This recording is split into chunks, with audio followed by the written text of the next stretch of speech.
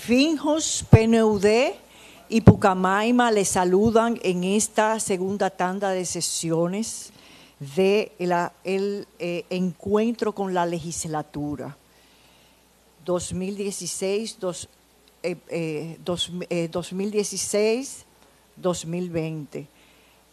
Precisamente 4 años de responsabilidades legislativas no se podían pasar en vano para hablar con ustedes, poder establecer un inicio de discusión, de herramientas, de criterios para lo que sería o va a ser o puede ser la agenda legislativa o los puntos, aparte de los puntos culminantes de la agenda legislativa.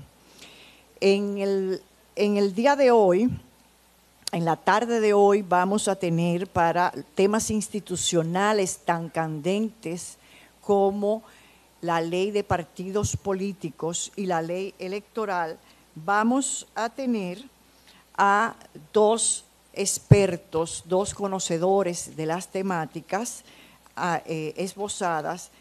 Vamos a tener a Servio Tulio Castaños Guzmán.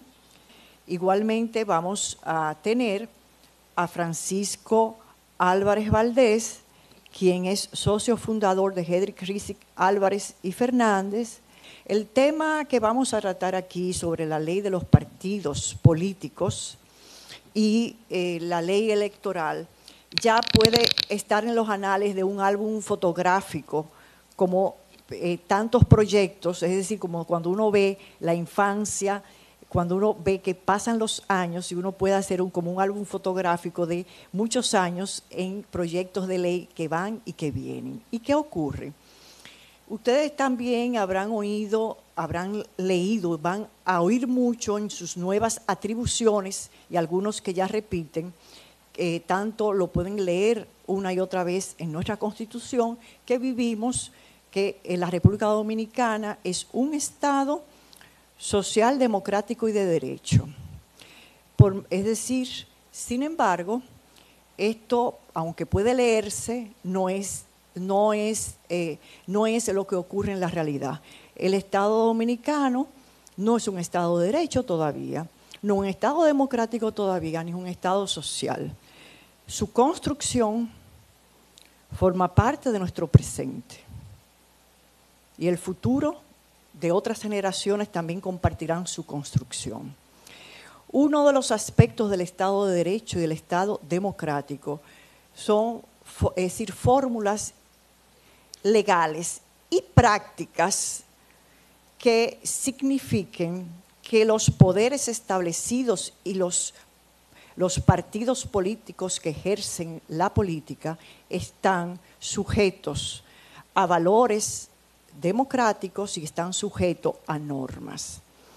De ahí que si nosotros podemos ver todas las leyes, todas las disposiciones que quieren regular al Poder Ejecutivo, y ustedes lo van a ver con control fiscal, que es una de las funciones parlamentarias que todavía no tiene vigencia en el país, a pesar de que esté en nuestra Constitución, con un control fiscal, ¿verdad?, técnico, profundo. Así, todavía, es decir, todo lo que concierne, repito, el control de esos aspectos, se tarda mucho en que tenga forma jurídica, y una vez asumido a través de la norma jurídica, gracias a ustedes legisladores, es decir, hay un desfasaje entre la norma jurídica y el control real de los partidos, es decir, la sujeción de los partidos políticos y del Poder Ejecutivo y los otros poderes a las normas establecidas, de manera tal que la construcción de un Estado social, democrático, de derecho, no solamente va a implicar, y es un paso importante, la confección de leyes y de las mejores leyes en ese sentido, sino que debe significar o debería estar aunado a un movimiento cultural de reforma integral de las maneras de hacer política, tanto desde los partidos políticos, desde el Ejecutivo, desde el Poder Judicial y desde la sociedad en su conjunto. Es una responsabilidad importante que ustedes tienen en sus hombros en estos momentos, y para empezar a debatir y a conocer y tener criterios al respecto, que ustedes puedan manejarlos, porque de seguro les va a tocar manejarlos de alguna u otra manera. Vamos a tener a Servio Tulio Castaños para trabajar la ley de partidos políticos, e inmediatamente después tomará la palabra Francisco Álvarez, que trabajará la ley electoral.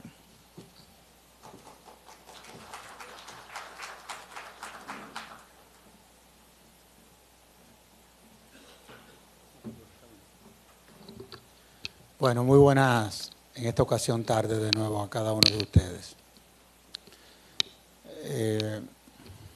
Cuando estábamos elaborando la agenda, quisimos identificar temas que real y efectivamente estaban generando controversia, no solamente a lo interno del Congreso Nacional, sino también en toda la sociedad dominicana.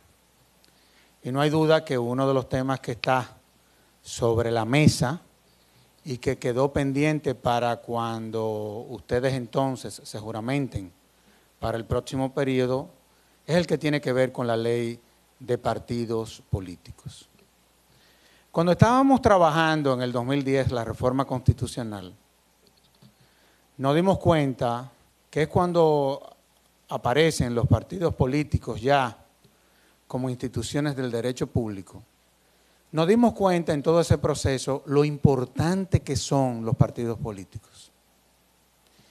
Y nos dimos cuenta porque son los partidos políticos, las instituciones, a través de la cual nosotros hemos venido desarrollando la democracia en la República Dominicana en los últimos 60 años.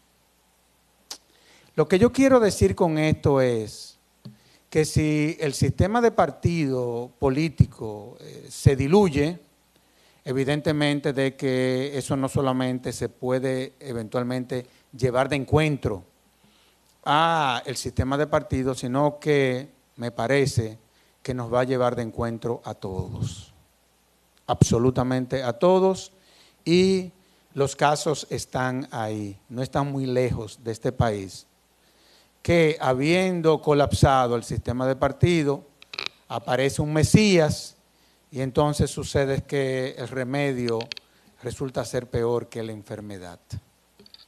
La política es para los políticos. O sea, aquel que pretenda llegar al poder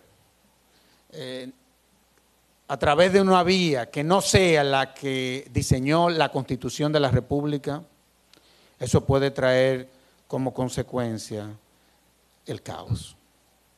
Bueno, y habiéndonos dado cuenta de que eso era así, y habiendo visto modelos en donde los partidos políticos eran fuertes, comenzamos entonces a definir cuáles eran los principios en los cuales se iban a sustentar los partidos políticos desde la Constitución de la República. Bueno, y vimos que está el de la transparencia, vimos el que está el del respeto de la democracia interna a lo interno de los partidos políticos. Vimos también que desde la Constitución aparece el principio de la equidad, de la igualdad, y aunque muchas veces ese no es un punto que se pone sobre la mesa, luego de que vimos o escuchamos hoy en la mañana los temas relacionados con el género, también el género es importante en la vida de los partidos políticos. Es decir, no única y exclusivamente el género se limita a quienes pretenden ocupar una posición electiva, sino que también todo lo que tiene que ver con la composición de los órganos a lo interno de los partidos políticos también hay que tomar en cuenta ese aspecto. Esa es una realidad. Si eso es así, entonces nosotros tenemos que tomar en cuenta una serie de elementos en una ley de partidos políticos. Vimos que han habido intentos, yo no voy a remitir hace 20 años, ya eso fue lo que el viento se llevó. Aquí la Junta Central Electoral hizo una propuesta de ley de partidos políticos y la construyó sobre la base de lo que la Junta entendía eran las falencias en cuanto a lo que era el funcionamiento de los partidos políticos y ver de qué forma en una ley de esta naturaleza se podía regular una serie de distorsiones que se dan a lo interno de estas instituciones que todos los que estamos aquí conocemos. Yo no voy a hablar del proceso recién pasado, en donde no creo que ningún partido político haya celebrado un proceso de primaria. Vimos los procesos de inequidades que se dieron, etcétera, etcétera, etcétera. Este momento es para ver cuál sería el contenido entonces. Cuando uno analiza la propuesta de la Junta Central Electoral, que se hizo no solamente con consultores locales, politólogos, personas que entienden cuál es el rol de los partidos, se tomó en cuenta, a juicio de nosotros entonces, esos aspectos que yo le digo que dispone la Constitución. Pero el tema de los partidos políticos va más allá también de la Constitución de la República. Alguien me decía, es que la agenda de un Congreso va más allá que ustedes aprovechar una actividad de esta naturaleza para hablar de una ley de partidos políticos que probablemente lo que nos puedan es estar distrayendo en eso.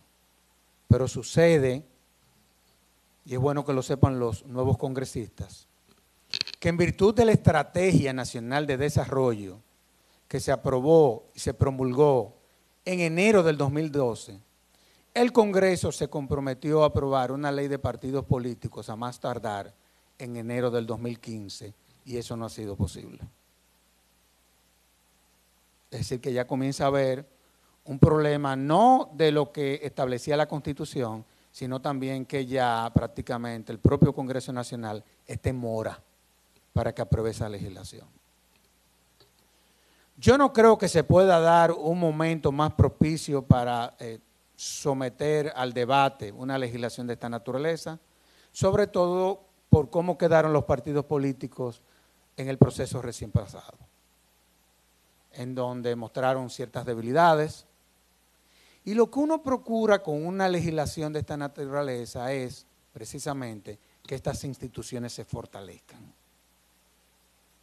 Entonces, nosotros hemos identificado 8 puntos que son esenciales de una ley de partidos políticos, que es la consagración de la naturaleza de los partidos políticos, la idoneidad de los candidatos, las incompatibilidades con funciones y labores políticos partidarias, la democracia interna, la educación y formación política, eso es importante y ustedes verán por qué. Y por eso inclusive el proyecto de la Junta Central Electoral disponía el 25% de los fondos que recibirían los partidos políticos de la Junta Central Electoral para fortalecer los programas de formación política a lo interno de los partidos políticos. Yo le voy a explicar ahorita por qué eso es importante. Lo otro es lo que tiene que ver con la igualdad y equidad de género en el acceso a puestos directivos, que eso, y ustedes lo saben, eso es prácticamente una ilusión de quienes desde el sector femenino participan en la política. Esa es una realidad. Y lo otro, transparencia y rendición de cuentas en el financiamiento y el sistema de sanciones y consecuencias. Entonces yo me quiero ir a la consagración de la naturaleza de los partidos políticos y yo quisiera comenzarle a decir a ustedes que desde la Constitución de la República, al ser los partidos políticos instituciones de derecho público, ya los partidos políticos no representan única y exclusivamente los intereses de quienes son miembros de un partido.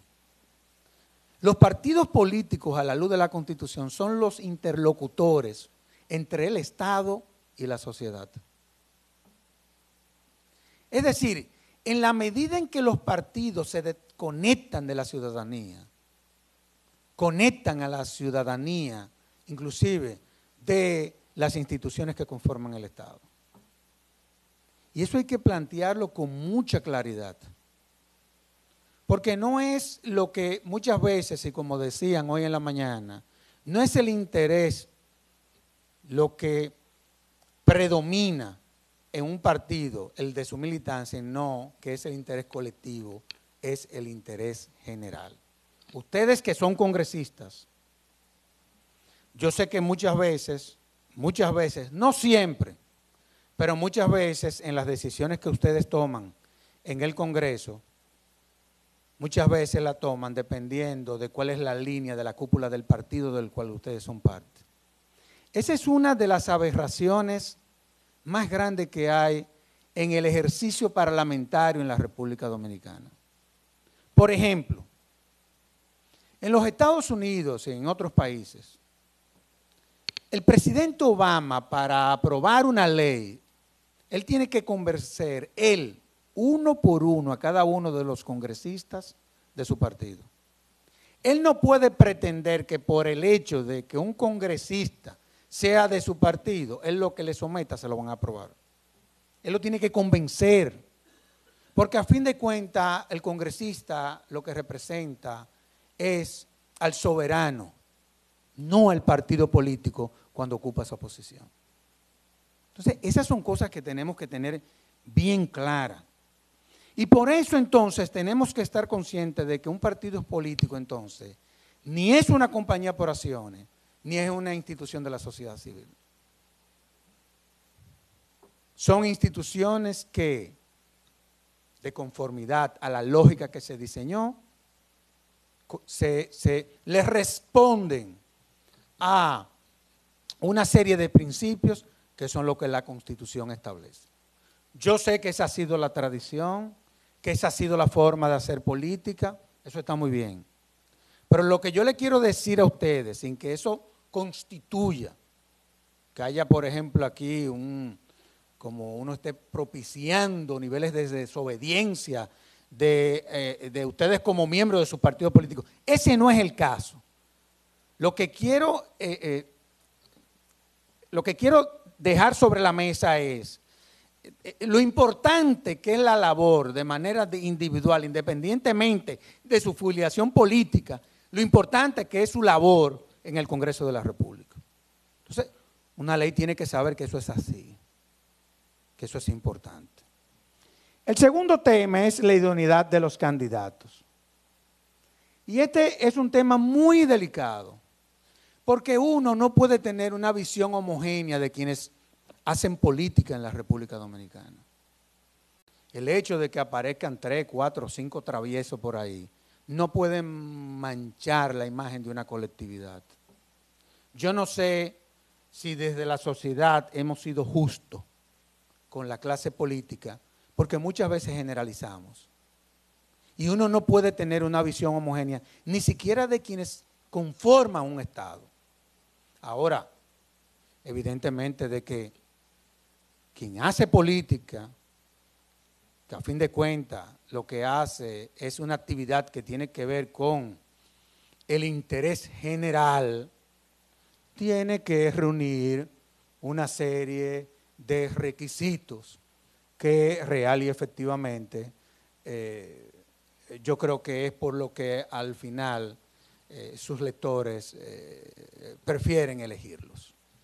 Obviamente, como hemos visto, el dinero, la plutocracia se ha llevado de encuentro a los liderazgos locales y yo creo que sería bueno, y eso lo vamos a ver más adelante, cómo podemos desmontar en lo que se ha convertido la democracia dominicana, que ha generado en plutocracia, la democracia del dinero. Es muy difícil hacer política. Yo me imagino lo que ustedes gastaron para hoy estar sentado ahí. Yo me imagino. Pero dejémoslo ahí. Dejémoslo ahí. Entonces, eso no puede ser. Eso no puede ser. Cumplir requisitos de la Constitución y las leyes, que ustedes lo saben, todos los cumplieron. Tiempo de militancia mínima establecido en la ley. Ustedes saben que se habla del transfugismo. El tema del transfugismo es muy complicado desde el punto de vista de cómo tú regularlo. Si eso te puede afectar hasta un derecho fundamental, porque a fin de cuentas usted elige lo que usted quiere ser en la vida. Esa es la realidad. Ahora, sería bueno que una ley de partidos políticos establezca entonces tiempos de militancia mínima con la finalidad de que quien cumple con ese tiempo entonces pueda aspirar a una posición electiva. Y el otro es, eso es una provocación a ustedes que yo le estoy haciendo. Yo tengo una formación anglosajona y yo creo mucho, al igual que todos los que estamos aquí, en que debemos de declarar nuestros impuestos. Yo creo que tenemos que ver cómo nosotros podemos, en el marco de una ley, tener en cuenta estos aspectos, porque quienes no cumplen desde la sociedad, es muy difícil que cumplan desde una función pública. O sea, nosotros tenemos que comenzar, partiendo de esa idoneidad, a ser ejemplo desde la ciudadanía. Eso se lo dejo de tarea. Es un punto de reflexión. Y esto que me está tocando a mí plantearle a ustedes, como hay un debate que ustedes saben en donde están participando o participarán todos los partidos políticos aquí representados, yo sé que este es un tema que uno en la actual coyuntura lo tiene que tratar con mucha delicadeza, porque a fin de cuentas los actores son ustedes. Nosotros también como ciudadanos estamos conscientes de eso. La otra. Incompatibilidades con las funciones políticas partidarias, dedicación exclusiva a actividades propias de su naturaleza. Negar acceso a militancia a individuos que ocupen cargos políticos. Fuerzas Armadas, jueces, Ministerio Público, funcionarios, Junta Central Electoral y TCE. Ustedes dirán, bueno, pero Servio Tulio, sucede que hay cosas ahí que tú quieres que aparezcan en la ley, pero que ya aparecen en otras leyes. No, pero es que de la que estamos hablando es de esta. Me explico. Ministerio Público, lo digo por experiencia personal. Yo fui Ministerio Público. Y cuando yo fui Ministerio Público, Pancho, la mayoría de mis compañeros eran militantes de partidos políticos. Y una cosa no es compatible con la otra. Sobre todo si el Ministerio Público hoy en día, entre paréntesis, ellos son de carrera. Entonces, son cosas que tenemos que comenzar a deslindar y a ir creando la cultura. Por eso es bueno que eso aparezca ahí y no en la ley del Ministerio Público. Porque esa es la que ustedes mejor se van a aprender. Ustedes no son Ministerio Público, ustedes son políticos, miembros de un partido. Sigue. Democracia interna. Bueno, yo voy a tratar de ver lo más sutil que yo puedo ser tratando este tema, porque todos los que están aquí saben lo que pasa al interno de sus partidos. Coherencia entre elementos de fondo y forma, derecho militante del partido a participar y elegir y ser elegido, participación directa en asambleas celebradas de primaria. Ustedes saben los mecanismos que se han diseñado al interno de los partidos, que han desplazado los procesos de primaria, encuestas, 80,000 cosas, que evidentemente eso no representa lo que desde la Constitución como principio se estableció que debe de sustentar el sistema de partidos en la República Dominicana. Reforma normativa interna, periodicidad en los cargos. Ustedes saben, yo desde que nací estoy viendo en las cupas de los partidos las mismas personas. Desde que yo nací. Y yo le dije en mi edad a algunos de los que están aquí. Y bueno, y mi papá era político. Por eso yo respeto tanto a los políticos. Así es. Bueno, mejor no hablemos de eso. Mejor no hablemos de eso. Bueno, pero eso no es malo, porque a fin de cuentas, esas son posiciones selectivas. Lo que pasa es que en el proyecto de la Junta Central Electoral se hablaba de renovación de los órganos internos y se sustituyó por la palabra de elección de los órganos internos.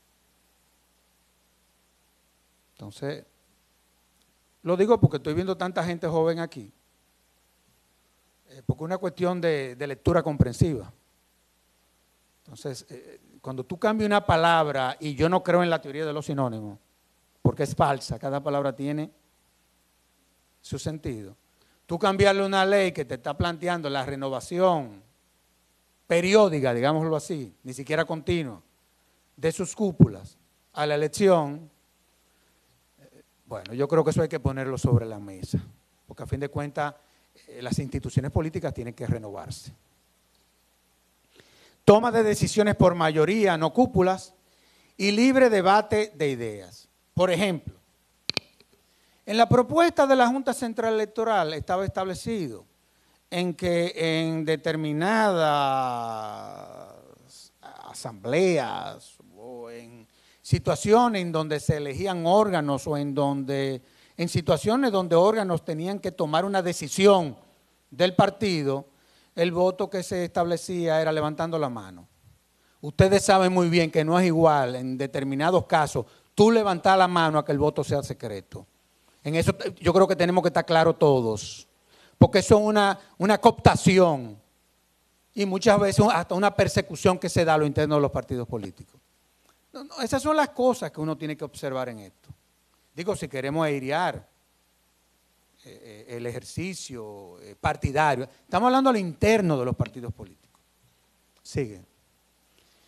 Es decir, la democracia interna responde a una garantía de ejercicio pleno de los derechos de los militantes. Miren por qué es importante educación e información política.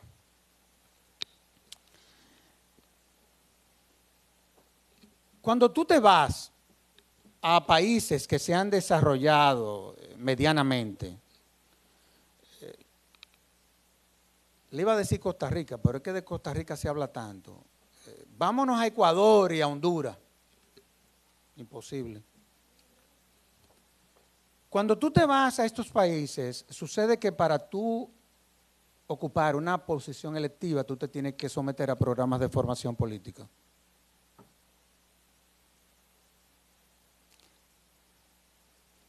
Recuerden que cuando se aprobó la ley de financiamiento de los partidos políticos, y tú me corriges, porque ese gallo que está allí va para su 8º periodo consecutivo. Yo no sé si tú recuerdas que una de las motivaciones era con la finalidad de fortalecer los programas de formación política a lo interno de los partidos políticos. ¿Qué pasó? Aprobamos la ley y todas las escuelas de formación política a lo interno de los partidos políticos desaparecieron.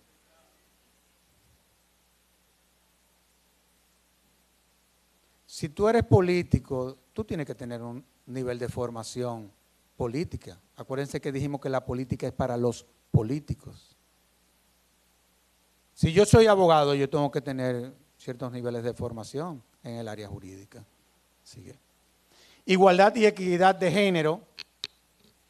Yo hubiera querido, mi profesor está allí gozando, yo hubiera querido que fuera una paridad. Se logró el 33%. Pero ¿qué pasa? En la propuesta de la Junta Central Electoral se estableció que ese 33% no se iba a limitar a las funciones electivas, sino también a lo que era la composición de los órganos de los internos partidos políticos. Y se diseñó un mecanismo para que eso se respetara. ¿Qué pasó? Que en las últimas propuestas, sobre todo en la que aprobó la Cámara de Diputados, lo que se aprobó no garantiza ese es 33% de todo lo que tiene que ver con las posiciones que debieran de ocupar las muchachas a lo interno de los órganos. Entonces, eso hay que observarlo porque eso es constitucional. O sea, cuando tú te vas al artículo 39, numeral 5 de la Constitución, y yo lo voy a leer porque las cosas hay que leerlas para que nos queden. Yo sé que me quedan 2 minutos y ya termino. Dice, el Estado debe de promover y garantizar la participación equilibrada de mujeres y hombres en las candidaturas a los cargos de elección popular para las instancias de dirección y de decisión en el ámbito político, en la administración de justicia y los organismos de control del Estado. Eso en todos los lados. Eso en todos los lados. Entonces, una ley tiene que garantizar eso. Sigamos.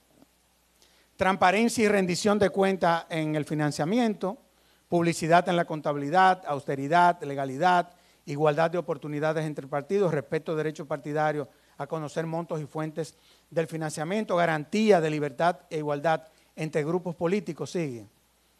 Es muy difícil cuando una que fue tu profesora es la moderadora de la bendita mesa. Definir administración de fondos públicos, justificar su ingreso y gasto, identificando contribuyentes privados y montos aportados. Y yo me voy a parar ahí 30 segundos ahorita. Información disponible a toda la sociedad, no recursos públicos, financiamiento de partidos y campaña, deducciones salariales a empleados públicos. La Junta prohibía eso, la propuesta de la Junta, que le deducieran a los miembros de un partido de su salario a los fines de que se cumplieran con la cuota. Que ustedes saben que eso pasa, sobre todo con el partido que está en el poder. Inauguración de obra. Yo me voy y ya termino. Nosotros hemos insistido mucho con el tema del financiamiento privado. Y hemos dicho, a veces lo ponen de una forma tal que no se crean, el que termina espantado soy yo. Yo he dicho de que si los partidos políticos no entienden que en la actual coyuntura sería bueno identificar a los donantes privados, he dicho que esas instituciones se pueden convertir, no he dicho que lo son, pero pudiesen degenerar en herramientas de lavado en este país. Porque, como me dice mi buen amigo José, nosotros tenemos un problema, sobre todo en nuestros barrios, que se caracterizan por los puntos de drogas, bancas de apuestas, en fin, y los colmadones. Entonces, en la ley o en lo que se está debatiendo hay una disposición que habla de las colectas, que a mí, en honor a la verdad, eso me llena de mucha preocupación. Y hay que tener mucho cuidado con eso. Y finalmente, es el sistema de sanciones y consecuencias. Ustedes no conocen a nadie que haya sido sometido a la justicia o que esté guardando prisión por las cosas que se denuncian en los procesos electorales y por cosas que se denuncian de malos comportamientos que se dan en órganos internos, a lo interno de los partidos políticos. Ustedes no conocen a nadie que eso ha pasado. Pues miren, en los países del mundo en donde las leyes de partidos políticos han resultado ser una herramienta que fortalece el ejercicio de la política, eso está. Entonces, bueno, que el sistema de consecuencia en una ley de partidos políticos real y efectivamente quede bien clara. Por razones de tiempo yo termino aquí, pero yo le dejé en la carpeta una exposición más detallada, más o menos del contenido de lo que yo en esta presentación les he hecho. Pero les reitero, los partidos son importantes, ustedes son importantes. Vamos a ver de qué forma nosotros podemos regular esta actividad con la finalidad de que tanto sus partidos como ustedes se fortalezcan. Así que muchísimas gracias.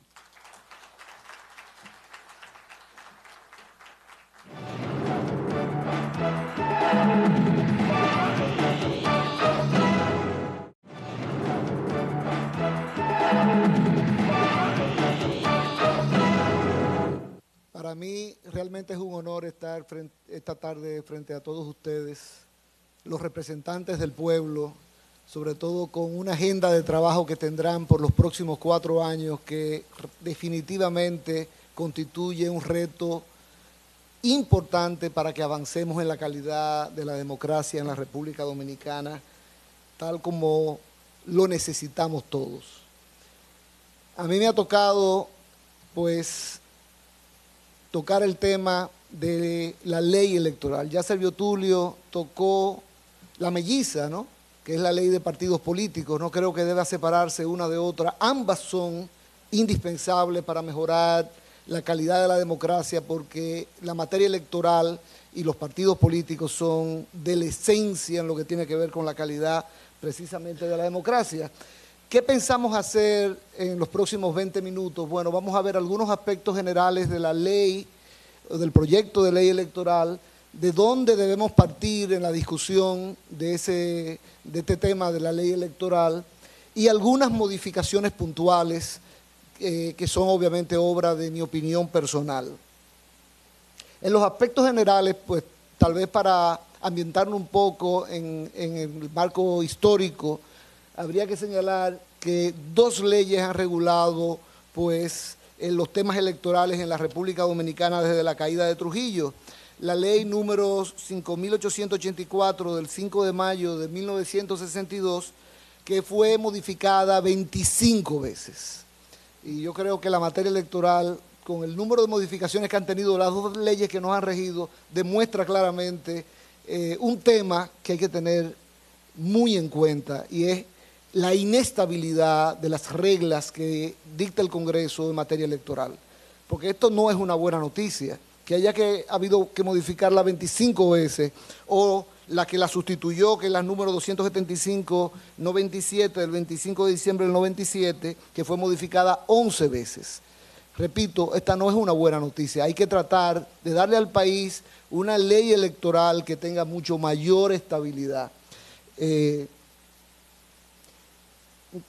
Hay que señalar inclusive que la primera, la 5.884, fue pues promulgada por el Consejo de Estado y se redactó bajo la asesoría de la Organización de Estados Americanos, de la OEA, tal cual el proyecto que tiene la Junta Central Electoral también se redactó con la colaboración de asesores de la OEA. Pues las últimas elecciones que tuvimos el 15 de mayo pasado, pues han de alguna manera ayudado a identificar las debilidades, las falencias de la ley electoral que sigue vigente en la República Dominicana, pero no es por eso nada más que se requiere una nueva ley electoral. No es porque algunas disposiciones de la ley vigente no funcionaron correctamente en las últimas elecciones, sino además porque se requiere una nueva ley para poder adecuar esta ley a la Constitución de la República. Yo estoy seguro que inmediatamente ustedes pensarán que se debe a que antes había una Cámara Administrativa que todavía está consagrada en la ley que nos rige en este momento. Sin embargo, eso desapareció de la Constitución de la República cuando se creó el Tribunal Superior Electoral. Y yo digo sí, ciertamente hay un mandato de la Constitución para adecuar esa ley y todas las demás a la nueva Constitución, que ya no es tan nueva. Pero no solamente se requiere o se necesita una nueva ley electoral para esos fines.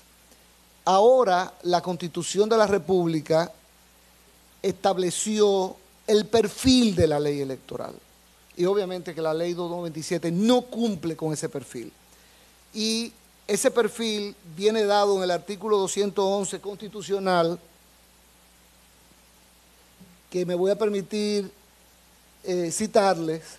Dice este artículo de la Constitución: las elecciones serán organizadas, dirigidas y supervisadas por la Junta Central Electoral y las juntas electorales bajo su dependencia, las cuales tienen la responsabilidad de garantizar, y aquí vienen los principios que deben regir la ley electoral, la libertad, la transparencia, equidad y objetividad de las elecciones. Cuando se está revisando, o ustedes estén revisando cualquier texto dentro de sus trabajos para aprobar una nueva ley electoral, van a tener necesariamente que hacer un test de constitucionalidad a ese texto para determinar si cumple con esos requisitos que la Constitución establece de libertad, transparencia, equidad y objetividad. Por lo tanto, es indispensable conocer el alcance de cada uno de estos conceptos. Por ejemplo, cuando se habla de libertad, ¿de quién es la libertad en este caso? Pues obviamente del protagonista principal, si se quiere, de las elecciones, que es el elector o la electora. Definitivamente que hay que buscar la manera de erradicar todas las prácticas que limiten la libertad que tiene el elector para elegir libremente entre los candidatos que se le ofrecen. Y eso no es algo nuevo en República Dominicana ni en otras partes del mundo. Sabemos, por ejemplo, que el clientelismo político reduce la libertad de los electores. Y en consecuencia, la gente dice, esa es la realidad que tenemos en República Dominicana. Es contra esa realidad que hay que luchar para cambiarla, porque esa realidad obviamente limita la libertad de los electores. También cuando se habla, por ejemplo, de la transparencia, ¿de quiénes? De los órganos electorales, de los partidos políticos, de los candidatos, del Tribunal Superior Electoral, y yo diría mucho más allá, del Estado en su conjunto, en su relacionamiento con el tema electoral. Todos los aspectos que pueden incidir de una manera directa o indirecta en las elecciones tienen que ser transparentes y en consecuencia la norma que rige las elecciones tiene que tener eso muy en cuenta, igual que el tema de la equidad. La equidad, esa es una definición mía personal, la definiría como la búsqueda continua de la igualdad entre los partidos y entre los candidatos. No se trata de que los partidos sean exactamente iguales, pero que por lo menos cuenten con igualdad de condiciones en su esfuerzo para diferenciarse de los demás. Porque cada partido obviamente quiere tener más votos y quiere tener más diputados, más regidores, más senadores y quiere obviamente alcanzar el poder ejecutivo y se va a diferenciar de los demás. Pero la base de partida tiene que ser igualitaria. Y eso no lo estoy diciendo yo, eso lo dijeron muchos de ustedes, me refiero a aquellos que fueron asambleístas en la Asamblea Revisora de la Constitución, que establecieron este texto. Ese concepto de equidad hay que darle contenido a través de las leyes adjetivas y esa es precisamente la responsabilidad que ustedes tienen. Está el concepto de objetividad. Todas las decisiones que se tomen en los órganos electorales, en el Tribunal Superior Electoral, deben estar definitivamente marcadas por la objetividad, que es la calidad de ser objetivo, y si vamos a la definición de la Real Academia Española de la Lengua, diría que es perteneciente o relativo al objeto en sí mismo, con independencia de la propia manera de pensar o de sentir, porque cuando hay una persona que esté actuando como miembro de la Junta Central Electoral, si fuese miembro de un partido político, lo primero que cualquier persona podría decirle, le falta objetividad. Claro, ustedes podrán decir, no, porque se va a desprender de su condición de militante político mientras ejerza la función de miembro de la Junta Central Electoral, y siempre va a haber una duda al respecto, porque la Constitución manda a que haya objetividad en ese proceso. Ahora bien, este tema de sujetarse a lo que establece la Constitución, Servio Tulio me ahorró un par de minutos, pero yo quiero recalcarlo de todas maneras, en lo que establece la ley, el proyecto de ley electoral de la Junta Central Electoral del año 2011, cuando en una de sus disposiciones establecía que las candidaturas a regidores y a diputados tienen que ser 50-50 entre hombres y mujeres. Y que eso no se debe más que al cumplimiento de lo que manda la Constitución, que cuando dice que tiene que haber, que el Estado debe garantizar un equilibrio de género en las candidaturas, lo que está mandando es precisamente 50-50. ¿O ustedes creen que un equilibrio es 25, 30, 35%? Eso obviamente que no responde a una definición de equilibrio. Bien, ¿de dónde partir en ese trabajo de darle a la República Dominicana una nueva ley electoral? Pues, obviamente que 20 años de discusiones sobre este tema deben servir para algo, y ese algo se concretizó en un proyecto de ley, un anteproyecto de ley elaborado por la Junta Central Electoral en el año 2011, que ustedes tienen en sus carpetas, que se le ha suministrado. Con ese proyecto, ya yo lo dije, con la colaboración de la Organización de Estados Americanos. La mayoría de los otros proyectos que existen, de los anteproyectos que existen, parten del de la Junta Central Electoral. Por eso creemos que el punto de partida debe ser precisamente el de la Junta Central Electoral, aunque les informo que en mi opinión hay muchísimo trabajo que hacer para mejorarlo, a diferencia del proyecto de ley de partidos políticos. En mi opinión, el proyecto de ley de partidos políticos tiene una calidad muy superior en términos de redacción, de razonabilidad de sus disposiciones, que el de la ley electoral, que repito, requiere mucho más trabajo que hacer para mejorarlo. Ahora yo voy, en el tiempo que me queda, a puntualizar algunas observaciones, y aquí yo tengo que reiterar que es mi opinión personal, porque cuando yo hablaba de los 4 principios que rigen, esa no es mi opinión personal, eso es lo que manda la Constitución.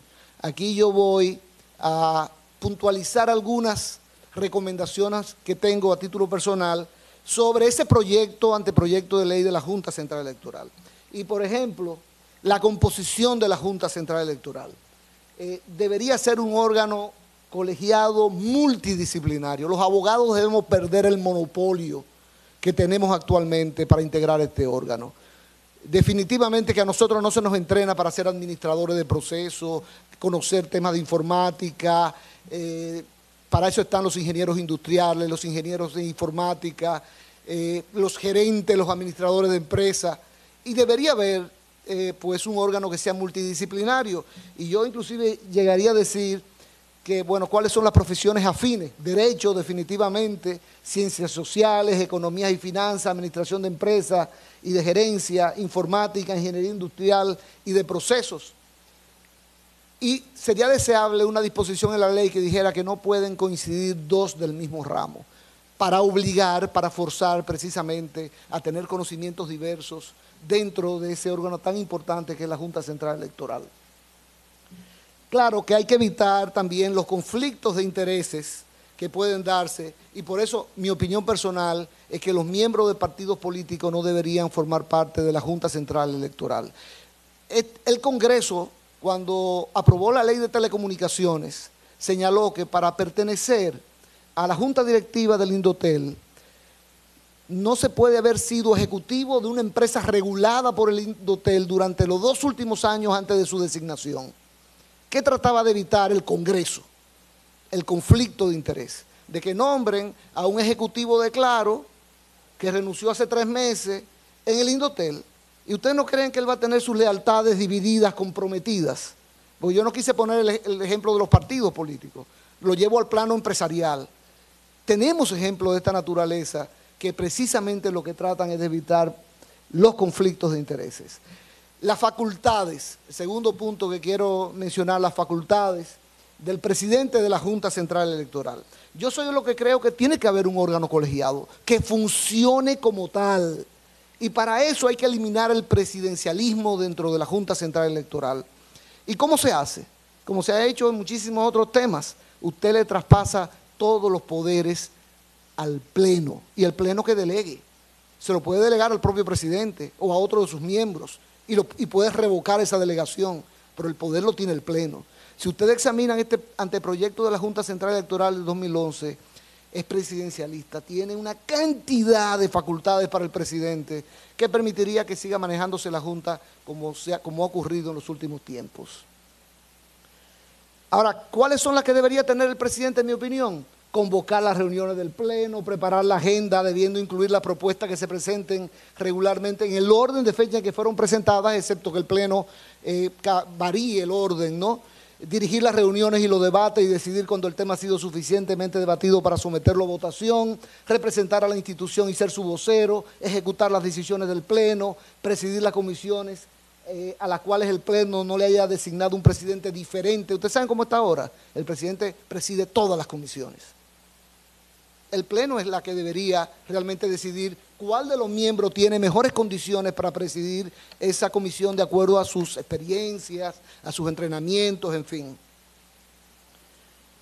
Otro tema, el presupuesto de la Junta Central. El proyecto de la Junta dice que debe ser no inferior a 1.5% del presupuesto general de la Nación, y Ernesto Selman, que va a hablarles a ustedes ahorita, dirá, a mí me parece que esos serían como 9.000 millones de pesos con el presupuesto actual. Eso es exagerado, no es posible hacerlo de esa manera.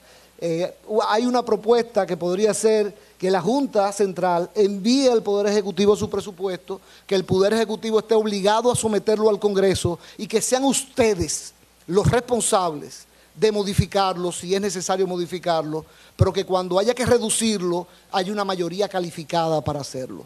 ¿Por qué? Porque de esa manera se logra un equilibrio para evitar reducciones que hagan perder independencia al órgano electoral. El tema de la tecnología, que eso estuvo de moda en las elecciones pasadas, ¿no? Este proyecto de ley de la Junta no está preparado para asumir nuevas tecnologías de cara al futuro. Y no es que usted va a detallar en la ley cuál tecnología, para nada. Es adecuar el lenguaje de la ley a la posibilidad de que inclusive tecnologías que no existan puedan ser incorporadas. Y dejar a la facultad reglamentaria de la Junta Central Electoral, pues el tema ya de definir cómo se usa la tecnología. Pero hay un aspecto importante. Aquellos temas que impacten de tecnología, que impacten el padrón, el escrutinio, el voto y la transmisión de resultados, deben consultarse previamente con los partidos políticos, informando, dando toda la información pertinente de la nueva tecnología y sobre todo los borradores de reglamento que se aprobarían para su implementación, para que no ocurra como en las elecciones pasadas, que es verdad que se dijo desde hace 1 año y medio antes de las elecciones que se iba a utilizar esa tecnología, pero el reglamento para su implementación, ¿ustedes saben cuándo se dio a conocer? El 9 de abril de este año, 1 mes y 1 semana antes de las elecciones. ¿Qué genera eso? Conflictos. Todo esto hay que hacerlo con mucho más tiempo de anticipación. Otro tema es la integración de los colegios electorales. Una de las grandes fallas de los procesos electorales en la República Dominicana es la calidad de los miembros en los colegios electorales. ¿Ustedes saben por qué pasa eso? Porque aquí no tenemos una regla que obligue a la ciudadanía a participar en los colegios electorales. En Estados Unidos a usted lo llaman como para ser miembro de un jurado y usted está obligado a asistir, salvo que haya una razón médica, una excusa valedera. Y su empleador está obligado a darle todo el tiempo necesario para que usted cumpla con esa obligación pública. Aquí debemos introducir esta regla para los miembros de los colegios electorales e inclusive poner sanciones que pues señalen que aquellas personas no traten de evadir su responsabilidad de pertenecer a un colegio electoral. El proyecto pretende, y yo estoy casi terminando, pretende volver a las listas cerradas y bloqueadas, cuando lo que hay que hacer es seguir perfeccionando el sistema del voto preferencial.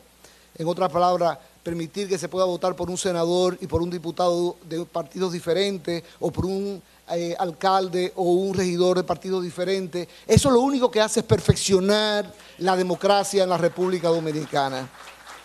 Pero este proyecto pretende eliminarlo, este anteproyecto pretende eliminarlo y volver a las listas cerradas y bloqueadas.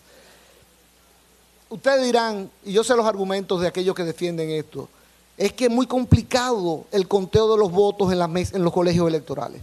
La Junta tenía toda la razón cuando quiso resolver ese problema con tecnología, con el escrutinio de los votos vía los equipos. El problema de la Junta es que quiso hacerlo con poquísimo tiempo de antelación. Ustedes lo saben, los equipos llegaron a República Dominicana 3 semanas antes. Si hay algo con lo que no se puede jugar es con la tecnología. Hay que hacerlo de manera planificada y con tiempo suficiente. Y algunos dirán, es que eso contribuye a la canibalización entre miembros de un mismo partido. Eso se resuelve con disciplina dentro de los partidos políticos y no pretender reducir la libertad de los electores de poder elegir en boletas diferentes inclusive. La campaña electoral. Y aquí hay temas que no le gustan a ninguno de los gobiernos que han pasado por el Ejecutivo en la República Dominicana. En la campaña electoral, tanto la campaña interna como la de los dos tipos de elecciones deben quedar fijadas en la ley y su extensión no debe sobrepasar de 3 meses. Yo señalaba que las internas de los partidos deberían ser entre agosto y octubre y que las congresuales y municipales, las campañas diciembre a febrero, porque recuérdense que en el 20, el tercer domingo de febrero son las elecciones congresuales y municipales. Municipales. Entonces, aquí el tema es que las campañas municipales, efectivamente, la campaña interna deberían hacerse previo a esa fecha de las elecciones y no debe coincidir con la campaña interna, porque entonces habría dificultades, habría que señalar que las internas sean entre agosto y octubre, las municipales de diciembre a febrero y las presidenciales y congresuales de febrero a mayo. La prohibición de la publicidad y actos de campaña abiertos fuera del periodo correspondiente. Siempre han dicho, el problema es que vivimos en campaña, pero eso es cuestión de establecer una norma y de cumplirla y que haya sanciones para aquellos que no la cumplen. Debe prohibirse cualquier acto de propaganda, publicidad electoral o actos de campañas abiertos. No es que usted no se pueda reunir en su local o en un local que usted alquile para organizar temas del partido, pero ya lo que es campaña proselitista solamente dentro del periodo de elecciones. La publicidad del Estado debe ser solamente institucional, que no exceda el promedio de los últimos 3 años durante el mismo periodo y sin fotos de candidatos. No hace nada usted haciendo una campaña institucional diciendo que aquí hay un hospital que brinde este servicio y que de buena primera la mitad del espacio pagado sea la foto del presidente de turno en ese momento, que es candidato a la reelección, por ejemplo. Hay que limitar, ¿por qué? Porque lo que se trata precisamente es de lograr equidad en los procesos. El uso de las obras, la inauguración de obras, no debería haber inauguración durante los periodos de campaña. Claro, no significa que no se va a usar la obra, se usa la obra, el puente se construyó, está listo, se comienza a utilizar y se quiere inaugurar, se inaugura después de la campaña electoral. ¿Cuál es el problema de una regla tan sencilla como esa? Pero eso es válido, como dijo Monseñor Agripino Núñez esta mañana. La cuestión es que si ustedes piensan solamente como miembros de un partido político y de lo que más le conviene a su partido político, nunca vamos a tener reglas que beneficien a la ciudadanía en su conjunto. Usted tiene que ponerse por encima de los intereses de su partido, porque lo que hay que proteger es precisamente los intereses de la ciudadanía. El gasto, los empleos públicos y planes sociales deberían limitarse al promedio de los últimos 3 años durante el mismo periodo. O el gasto público, que siempre se desborda, debería haber un límite dentro del promedio de los últimos 3 años durante el mismo periodo, pero claro, como el presupuesto va aumentando, que también se aumente ese límite en la medida en que se aumenta el presupuesto. La publicación de encuestas, vamos a terminar el relajo de comprar encuestas, que tengan que poner en la publicación quién la ordenó y quién la pagó, porque a veces es diferente quién la ordena y quién la paga. El financiamiento de la campaña, pues indispensable. Ya, Ramonina, nada más me queda una lámina más, te puedo ahorrar el papelito. El financiamiento de la campaña, es indispensable la transparencia total de los fondos privados recibidos, ya lo decía Servio Tulio, porque además, yo le mencioné los 4 principios que rigen el tema electoral, pero en materia de partidos políticos la Constitución establece 2 principios. El principio de la democracia interna, que es lo que obliga a primarias a que sean los miembros de los partidos que elijan a sus dirigentes y sus candidatos y no encuestas o aclamaciones, en fin. Y el segundo principio que establece para los partidos políticos es la transparencia. Entonces usted no puede, si hay un mandato constitucional a los partidos de actuar con transparencia, decir que los fondos privados que reciben lo van a mantener ocultos, eso viola la Constitución de la República. La nueva fórmula, el financiamiento de la campaña, también con respecto al financiamiento público, yo entiendo que 80-20 no es equitativo. No cumple con el test de constitucionalidad con respecto al tema de la equidad. Hay que trabajar ese tema. En otros países es 50-50, por ejemplo. Y el tope de gasto en la campaña, que este proyecto de ley lo toca, dice, los partidos no podrán gastar más de, ¿cuánto? Creo que 200 pesos por voto sacado en las últimas elecciones. ¿Por qué razón? Si es gasto de campaña. ¿Por qué razón? Deberían partir de igualdad. Si usted tiene capacidad de recaudar fondos, usted sacó 10 votos en las últimas elecciones, pero de buenas a primeras usted tiene capacidad de recaudar fondos del sector privado. ¿Por qué limitarlo a los votos que sacó en las últimas elecciones? Eso es una regla que no cumple en absoluto con el principio de equidad. Y finalmente, las infracciones y penalidades. Yo tengo el convencimiento de que lo importante no es tanto la severidad de las penas, sino su aplicación efectiva. Servio Tulio decía, aquí no se ha aplicado nunca una sanción, de esa que contiene la vieja ley electoral. Entonces, ¿qué hacemos nosotros con poner sanciones desmedidas para que no se sigan aplicando? Es preferible sanciones que sean disuasivas, obviamente, pero que sean de aplicación efectiva. Y para eso es indispensable un fiscal electoral. Mientras no haya alguien que persiga los delitos electorales, va a seguir ocurriendo lo que ha ocurrido siempre en la República Dominicana, impunidad total en materia electoral. Muchísimas gracias por su atención y quedo a disposición de ustedes para cualquier pregunta.